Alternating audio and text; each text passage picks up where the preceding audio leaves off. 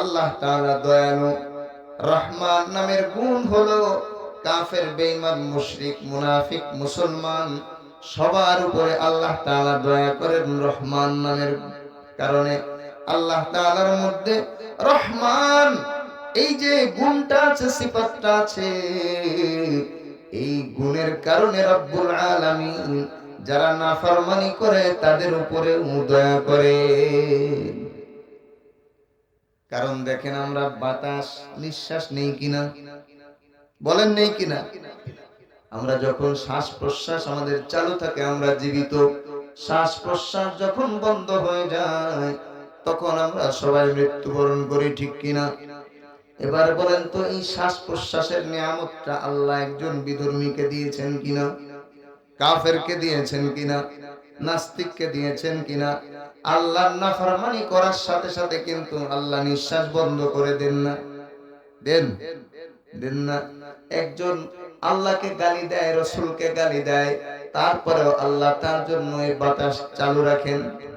পানির যে নিয়ামত, খাবারের নিয়ামত, চোখে দেখার নিয়ামত, কান দিয়ে শোনার নিয়ামত, জিহ্বা দিয়ে স্বাদ আস্বাদন করার যে নিয়ামত, নাক দিয়ে ঘ্রাণ শুকার যে নিয়ামত, হাত দিয়ে ধরার যে নিয়ামত, পা দিয়ে হাঁটার যে নিয়ামত, মাথা দিয়ে চিন্তা করার যে নিয়ামত, অন্তর দিয়ে ভাবনার যে নিয়ামত, সব নিয়ামত আল্লাহ তাআলা আম করে দিয়েছেন। এটা আল্লাহ সবাইকে দিয়ে দিয়েছেন। এজন্যই আল্লাহ তাআলা নিজের জন্য একটা নাম রেখেছেন, যেটার নাম হলো আর রহমান। সুবহানাল্লাহ। এই প্রথম হলো বিসমিল্লাহির রহমানির রহিম। এই বিসমিল্লাহ এটা ইমাম আবু হানিফা রাহমাতুল্লাহি আলাইহি বলেছেন আল্লাহ তাআলা প্রত্যেকটা সূরার শুরুতে, অর্থাৎ সূরাতুত তাওবা ছাড়া আর 113টা সূরার শুরুতেই বিসমিল্লাহির রহমানির রহিম এই আয়াত নাযিল করেছেন। সুবহানাল্লাহ। আরেক জায়গায় আছে সূরাতুন নামলের মধ্যে এই মোট 114 জায়গায় বিসমিল্লাহির রহমানির রহিম আছে। প্রত্যেক সূরার শুরুতে আলাদা আলাদা বিসমিল্লাহ। এটার অর্থই হলো প্রত্যেক সূরার শুরুতেই বিসমিল্লাহ নাযিল হয়েছে। এই বিসমিল্লাহির রহমানির রহিম এটার মধ্যে মোট 4টি শব্দ আছে। কয়টি? প্রথম হলো ইসম, বা এটা হরফ। এরপরে আল্লাহ, এটা একটা শব্দ। আর রহমান, আর রহিম, মোট 4টা শব্দের মধ্যে 3টা হলো আল্লাহর নাম। বলেন সুবহানাল্লাহ।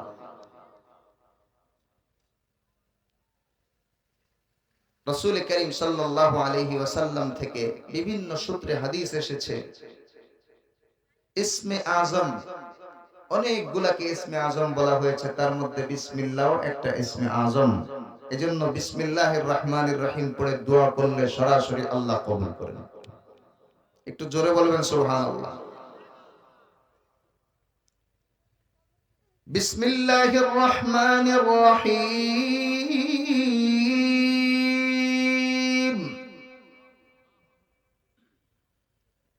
এই একটি আয়াতের মধ্যে মোট 19টা হরফ আছে।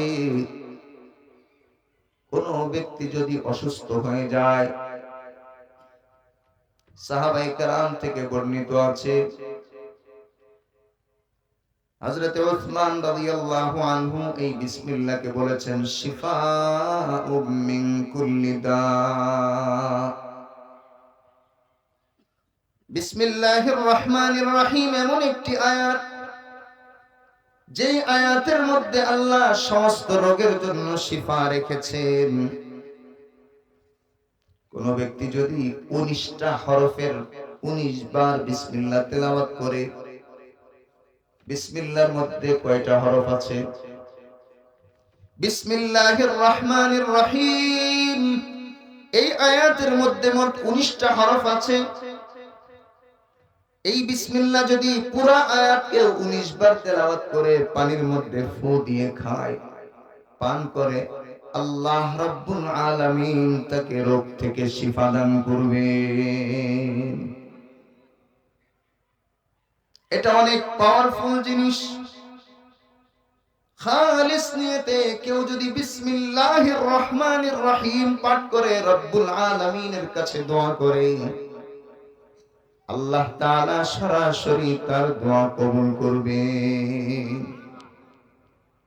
বিসমিল্লাহ এত বরকতি জিনিস।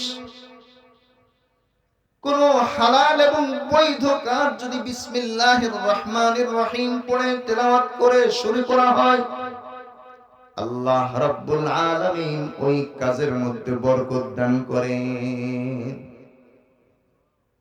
আপনি বিসমিল্লাহির রহমানির রহিম পাঠ করে গাড়িতে উঠবেন, এই বিসমিল্লাহির রহমানির রহিম পড়ার বরকতে আল্লাহ তাআলা আপনাকে নিরাপদে গন্তব্যে পৌঁছে দিবেন। আমার ভাইরা, আমাদের বিশ্বাস কমে গেছে, এই জন্য আমরা ফলাফল কম পাই। সাহাবায়ে কেরামের মধ্যে কোরআন হাদিসের প্রতি অগাধ বিশ্বাস থাকার কারণে সাহাবায়ে কেরাম যে কোনো আয়াত পড়ে ফু দেওয়ার সাথে সাথে তারা বরকত লাভ করতেন। স্বচক্ষে তারা বরকত দেখতে পেতেন। এখনো যদি কোনো মুসলমান কোন আয়াতের ফজিলতের উপরে বিশ্বাস স্থাপন করে সেই কাজটা করে, সেই আমল করে, আল্লাহ রাব্বুল আলামিন সাহাবায়ে কেরামকে যেমন স্বচক্ষে বরকত দেখিয়েছেন, বর্তমানেও আল্লাহ ঠিক সেভাবে বরকত দেখাতে পারেন। আমার বন্ধুগণ, সাহাবায়ে কেরামের ঈমান মজবুত ছিল, আমাদের ঈমান দুর্বল। কিন্তু সাহাবায়ে কেরামের জামানায় যে আল্লাহ ছিলেন, যেই শক্তি আল্লাহর ছিল, বলেন তো বর্তমান জামানায় সেই একই আল্লাহ আছেন নাকি শক্তি কমে গেছে? একটু জোরে বলেন, ঈমানের প্রশ্ন আছে তো। হুয়াল হাইয়ুল কাইয়্যুম, তিনি তো চিরঞ্জীব, কখনো মারা যাবেন না। তিনি সবকিছুর অধিপতি, সমস্ত ক্ষমতা তার হাতে, সমস্ত অহংকার গর্ব তার। ওয়ালাহুল কিবরিয়া ফিস সামাওয়াতি ওয়াল আরদ, আসমান এবং জমিনে যত বড়ত্ব আছে, অহংকার আছে, এই বড়ত্ব এবং অহংকারের মালিক আল্লাহ। আমাদের আল্লাহ দুর্বল হয়ে গেছেন, দুর্বল হয়ে গেছেন। অন্য অন্য মাহবুব যাদেরকে মনে করা হয়, তাদেরকে পাহারা দেওয়ার জন্য অনেক ব্যবস্থা গ্রহণ করা হয়, এরপরেও পুরাতন হয়ে গেলে ভেঙে চুরে পড়ে যায়, ঠিক কিনা? কিন্তু আমাদের রব, তিনি তো মুহাইমিন, তিনি আল জব্বার, তিনি আল কাহ্হার, তিনি আস-সাত্তার, তিনি যুল জালালি ওয়াল ইকরাম। তিনি সবকিছুর উপরে সমস্ত ক্ষমতা রাখেন। ওয়া হুয়া আলা কুল্লি শাইইন কাদির, সবকিছুর উপরে তিনি ক্ষমতা রাখেন। তার ক্ষমতাকে খর্ব করার মতো, দুর্বল করার মতো কেউ নেই। আছে? বরং আল্লাহর ক্ষমতাকে যারা দুর্বল ভেবে এসে স্বৈরাচারী আচরণ করেছে, যুগে যুগে তারা দুনিয়া থেকে নিঃশেষ হয়ে গেছে। আল্লাহর উপরে ক্ষমতা দেখিয়েছে, সংসদে বিসমিল্লাহ চলবে না, আল্লাহর উপর অবিচল আস্থা চলবে না। আল্লাহ বলেন, কিছুদিন দেখি আমি, তারপরে তোমাদেরকেই নিষিদ্ধ করব। করেছেন কিনা? ভয় পাচ্ছেন? ভয় পাচ্ছেন? মৃত্যু কয়বার হবে? কয়বার হবে? রাসূল করিম সাল্লাল্লাহু আলাইহি ওয়াসাল্লাম কেউ জেলে রেখেছিল কাফেররা কয় বছর? কয় বছর? 3 বছর। আমরা জেলে যাব, অসুবিধা আছে? অসুবিধা আছে?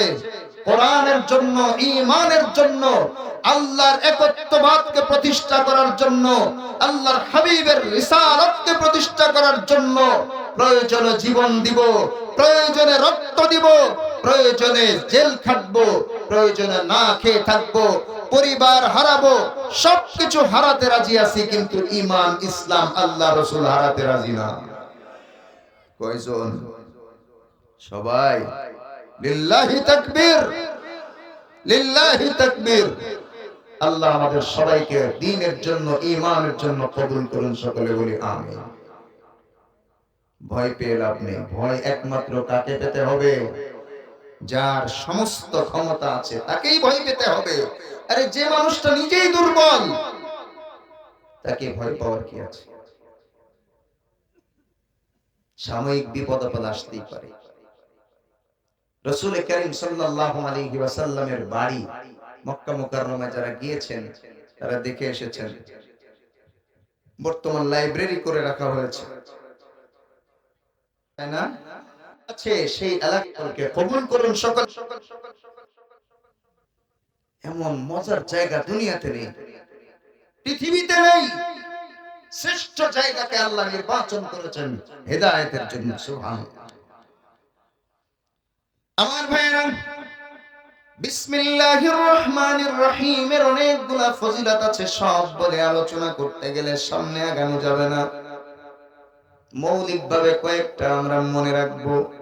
প্রত্যেকটা কাজ শুরু করার সময় বরকত হাসিলের জন্য বিসমিল্লাহ পড়বো, পারবো তো ইনশাআল্লাহ।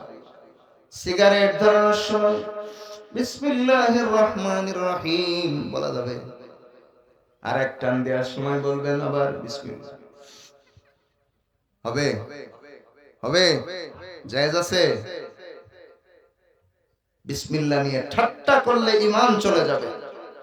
জায়েজ বিষয় যেগুলো আছে, قال رسول الله صلى الله عليه وسلم كل امر ذي بال لم يبدا ببسم الله فهو اقطع। আল্লাহর হাবিব বলেন, কোন গুরুত্বপূর্ণ কাজ যদি বিসমিল্লাহ ছাড়া শুরু করা হয় তাহলে ওই কাজটা বরকত শূন্য হয়ে যায়।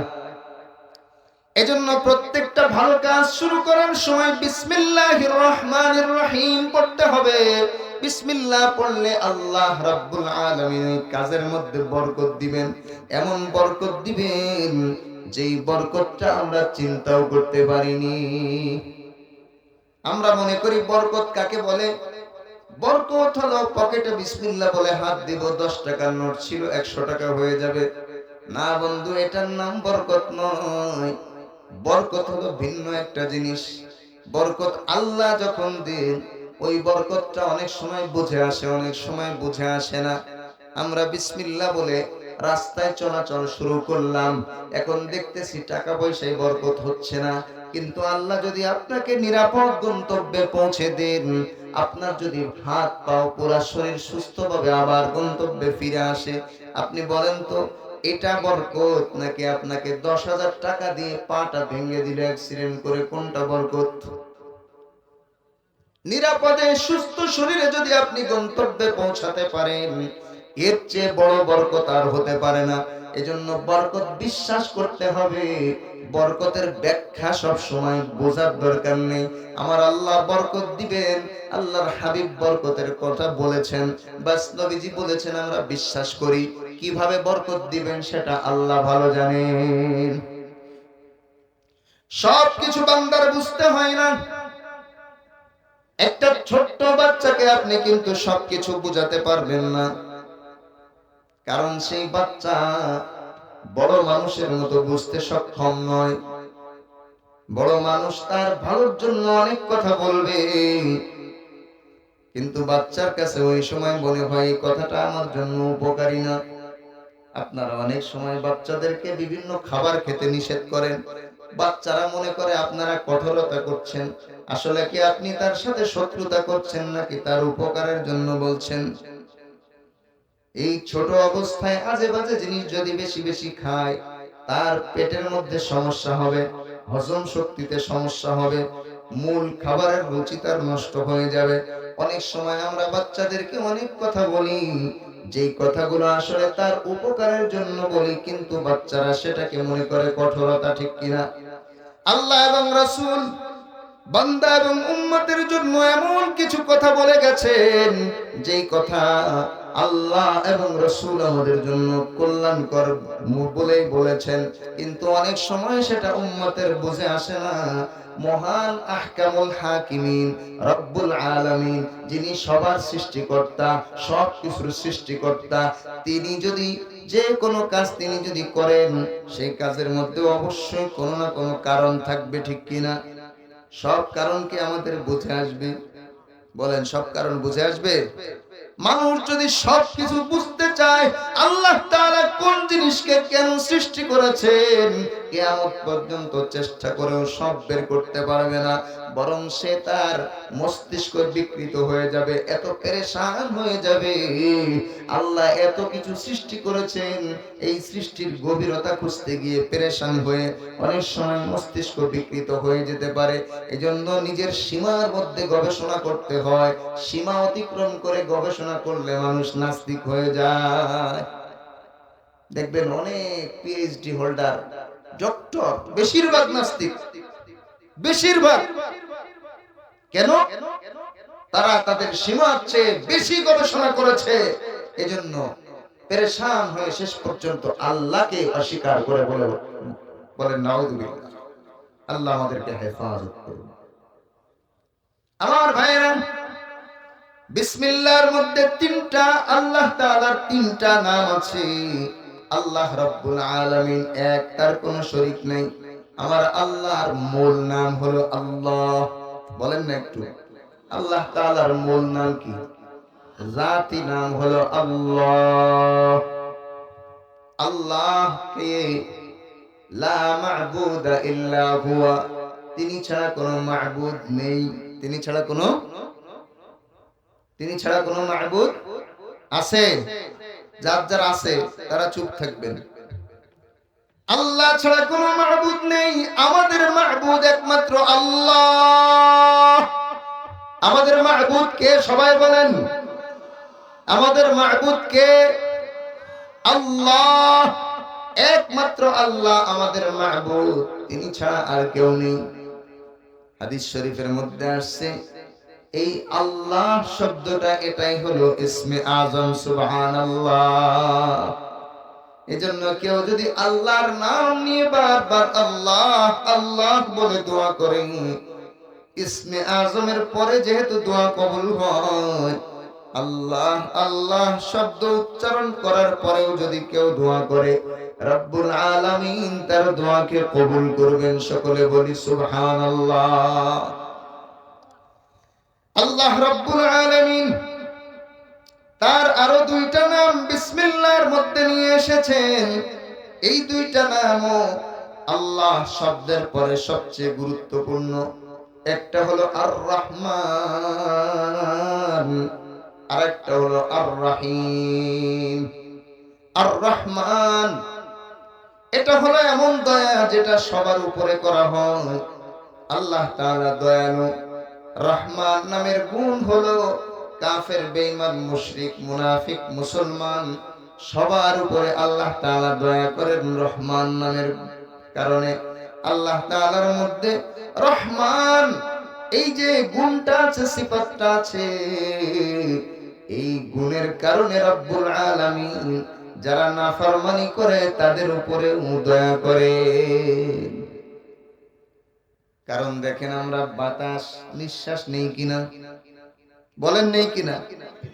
আমরা যখন শ্বাস প্রশ্বাস আমাদের চালু থাকে আমরা জীবিত, শ্বাস প্রশ্বাস যখন বন্ধ হয়ে যায় তখন আমরা সবাই মৃত্যুবরণ করি, ঠিক কিনা? এবার বলেন তো, এই শ্বাস প্রশ্বাসের নিয়ামতটা আল্লাহ একজন বিধর্মীকে দিয়েছেন কিনা? কাফেরকে দিয়েছেন কিনা? নাস্তিককে দিয়েছেন কিনা? আল্লাহর নাফরমানি করার সাথে সাথে কিন্তু আল্লাহ নিঃশ্বাস বন্ধ করে দেন না? দেন না? একজন আল্লাহকে গালি দেয়, রাসূলকে গালি দেয়, তারপরেও আল্লাহ তার জন্য এই বাতাস চালু রাখেন। পানির যে নিয়ামত, খাবারের নিয়ামত, চোখে দেখার নিয়ামত, কান দিয়ে শোনার নিয়ামত, জিহ্বা দিয়ে স্বাদ আস্বাদন করার যে নিয়ামত, নাক দিয়ে ঘ্রাণ শুকার যে নিয়ামত, হাত দিয়ে ধরার যে নিয়ামত, পা দিয়ে হাঁটার যে নিয়ামত, মাথা দিয়ে চিন্তা করার যে নিয়ামত, অন্তর দিয়ে ভাবনার যে নিয়ামত, সব নিয়ামত আল্লাহ তাআলা আম করে দিয়েছেন। এটা আল্লাহ সবাইকে দিয়ে দিয়েছেন।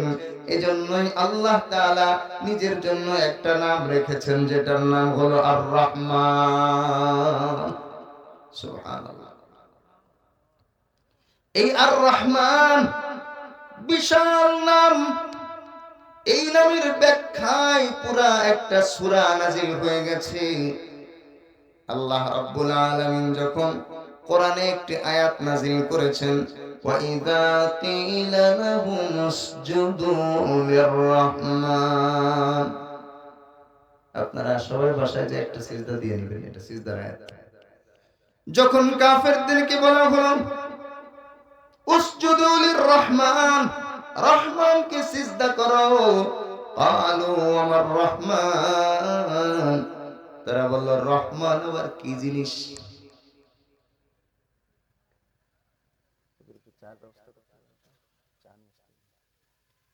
রহমান আবার কি জিনিস?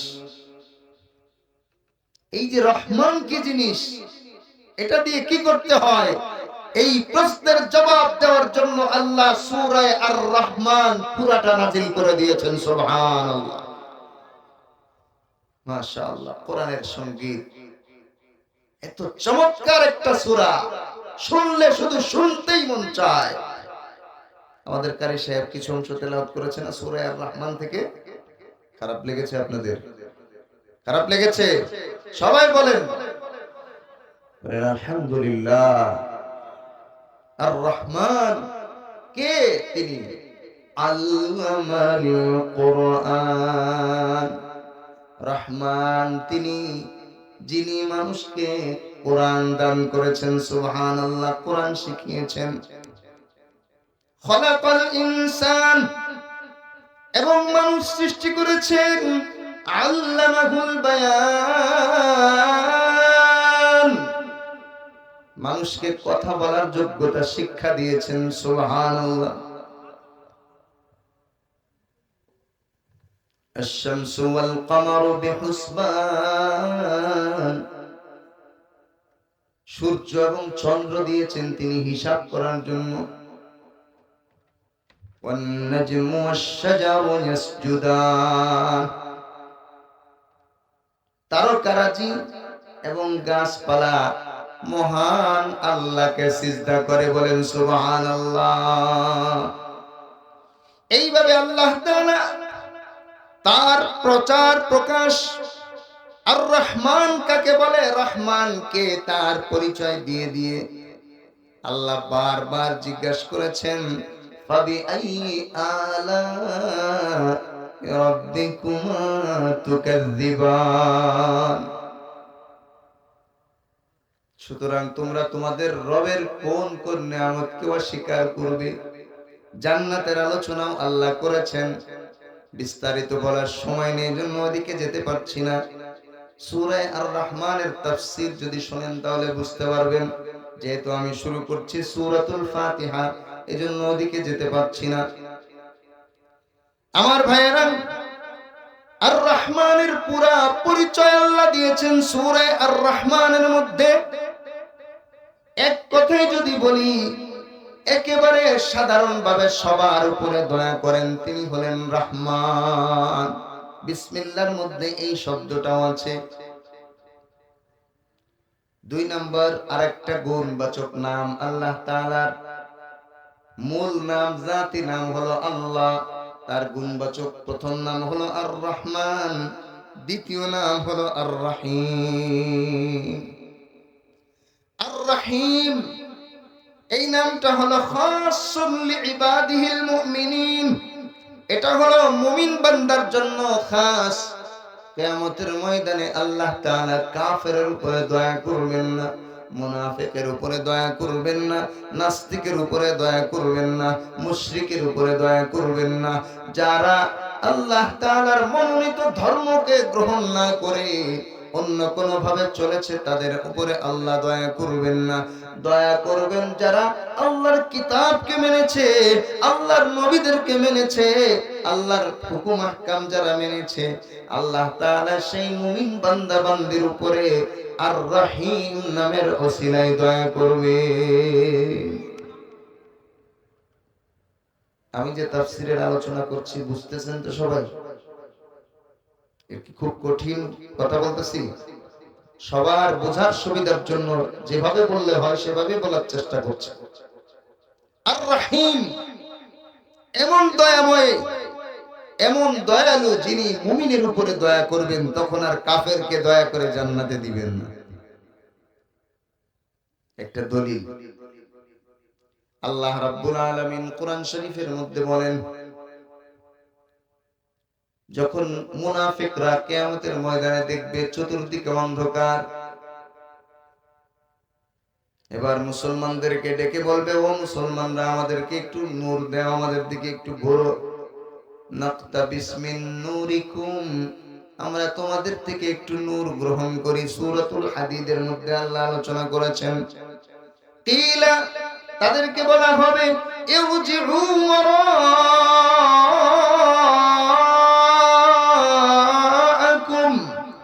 তোমরা তোমাদের পেছনের দিকে ফিরে যাও। ফালতামিসু নূরা, পেছন দিক থেকে নূর গ্রহণ করো। কারণ দুনিয়া তো তোমরা, আমরা মুসলমানরা যেভাবে চলেছি, আমাদের বিরুদ্ধাচরণ করেছো, আমাদের সাথে তোমরা চলনি, তোমরা উল্টা পথে চলেছো, এজন্য এখনো তোমরা উল্টা দিকে যাও। আমাদের কাছ থেকে নূর নেওয়ার দরকার নেই, পেছন থেকে নূর গ্রহণ করো। ফাদরিবা বাইনাহুম বিসূরিন লাহু বাব, একটা দেয়াল হয়ে যাবে, তাদের মাঝখানে ফেরেশতারা একটা দেয়াল নির্মাণ করবেন। বাতিনুহু ফীহির রাহমাহ, যেটার ভেতরের পাশে মুমিনরা যে পাশে থাকবে, ওই পাশে আল্লাহ রহমত দিয়ে ভরপুর করে দিবেন। বলেন সুবহানাল্লাহ। আল্লাহর রহমত দিয়ে ভরপুর থাকবে। ওয়া যাহিরুহু মিন কিবালিহিল আযাব, আর বাহিরের পাশে মুনাফিকদের পাশে থাকবে জাহান্নামের আযাব। নাউযুবিল্লাহ। আল্লাহ তাআলা ওই দিন মুনাফিকদের উপরে দয়া করবেন না, কাফেরের উপরে দয়া করবেন না, মুশরিকের উপরে দয়া করবেন না। কারণ আল্লাহ স্পষ্ট ঘোষণা দিয়েছেন, ইন্নাল্লাহা লা ইয়াগফিরু আন ইউশরাকা বিহি ওয়া ইয়াগফিরু মা দুনা যালিকা লিমান ইয়াশা। আল্লাহ বলেন, নিশ্চয় আল্লাহ তাআলা শিরিক ছাড়া সমস্ত গুনাহ মাফ করে দিবেন। আল্লাহ যদি চান, আল্লাহ যদি চান, আল্লাহ শিরিক ছাড়া সব গুনাহ মাফ করে দিবেন। কিন্তু শিরিক নিয়ে, কুফর নিয়ে যদি কেউ দুনিয়া থেকে চলে যায়, আল্লাহ কোশ্চিন কালেও তাদেরকে ক্ষমা করবেন না। এবার বলেন তো আপনারা, আল্লাহ যে ঘোষণা কোরআনে দিয়েছে, এই ঘোষণা কি পরিবর্তন করবেন? আল্লাহর দেওয়া ঘোষণা কোনোদিন পরিবর্তন হবে? হবে না। এজন্য মুনাফিক, কাফের, মুশরিক কেউ কোনোদিন ক্ষমা পাবে না। যদি দুনিয়া থেকে তওবা করে নতুন করে ঈমান এনে নতুন করে মুসলমান হয়ে দুনিয়া থেকে যায়, তাহলেই ক্ষমা পাবে। এছাড়া কাফের যদি মারা যায় কুফরি অবস্থায়, মুনাফিক যদি মারা যায় মুনাফিকি অবস্থায়, মুশরিক যদি মারা যায় শিরিক অবস্থায়, নাস্তিক যদি মারা যায় নাস্তিক্যবাদ, এই আকীদা বিশ্বাস নিয়ে, সাথে রাসূল আল্লাহর নবীকে যারা সমালোচনা করে, গালিগালাজ করে, তারা যদি ওই অবস্থায় মারা যায়, তওবা না করে, ঈমান না গ্রহণ করে, তাহলে কোশ্চিন কালেও আল্লাহ তাআলা তাদেরকে ক্ষমা করবেন না। এই ঘোষণা কার?